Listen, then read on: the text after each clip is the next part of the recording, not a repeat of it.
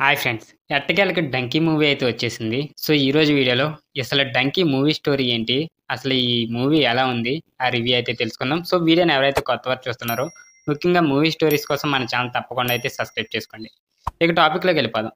'పఠాన్', 'జవాన్' సినిమాలతో వరుసపెట్టి ₹1000,00,00,000 విజయాలు సాధించి బాలీవుడ్‌లో మళ్ళీ తన సత్తాను చాటుకున్న 'షారుఖ్ ఖాన్' హీరోగా తెరకెక్కిన ఈ ఏడాది విడుదలైన మూడో చిత్రం 'డంకీ'.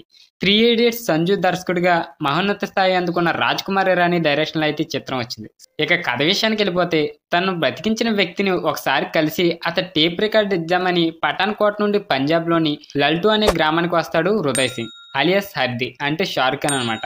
అయితే ఆ వ్యక్తి చనిపోయాడని తెలుసుకొని అతడి చెల్లెలు మను అంటే తాప్సీ అనమాట. మను కలైన లండన్‌కి వెళ్ళడానికి సహాయపడాలనుకుంటాడు.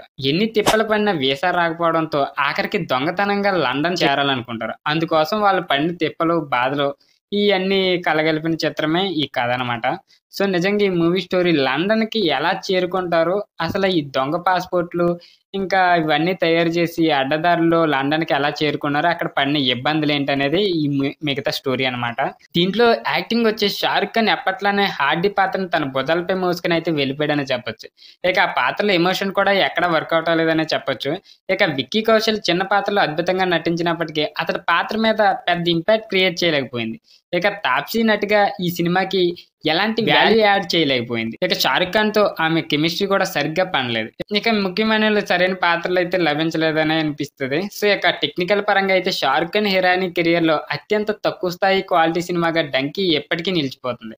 కొన్ని సీన్స్‌లో మనం గ్రాఫిక్స్ చూస్తే ఇది నిజంగానే ₹120,00,00,000 సినిమానే అనిపిస్తది. ఇక సినిమాటోగ్రఫీ వర్క్ కూడా బాలీవుడ్ స్థాయిలో అయితే లేదు. ఇక మ్యూజిక్ వచ్చేసి ఎమోషనల్ కంటెంట్ వర్కౌట్ అవ్వలేదనే చెప్పొచ్చు. ఇక ప్రీతం పాటలు అయితే బాగున్నాయి. ఈ సాంగ్స్ పరంగా అయితే బానే ఉందనుకోండి. సో, ఇక దర్శకుడు 'రాజ్ కుమార్ హిరానీ' స్థాయికి తగ్గ సినిమా కాదిది. ఎందుకంటే ఆయన తెరకెక్కించిన మునుపటి చిత్రాలు కరుడుగట్టిన క్రిమినల్స్‌తో కూడిన కన్నీరు పెట్టిస్తాయి.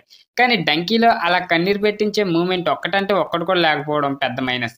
స్టోరీ సినిమాకైతే మరో మైనస్‌గా నిలిచిందనే చెప్పొచ్చు. ఇక చాలా చిన్న పాయింట్‌ని ఎమోషనల్‌గా కనెక్ట్ చేయడంలో రచయితలు దారుణంగా విఫలమయ్యారు. ఇక చివరగా చెప్పేదేంటంటే 'షారుఖ్ ఖాన్', 'రాజ్ కుమార్ హిరానీ' కాంబినేషన్ కదా అని భారీ అంచనాలతో థియేటర్‌కి వెళ్తే మాత్రం నిరాశపడతారని నేను అనుకుంటున్నా.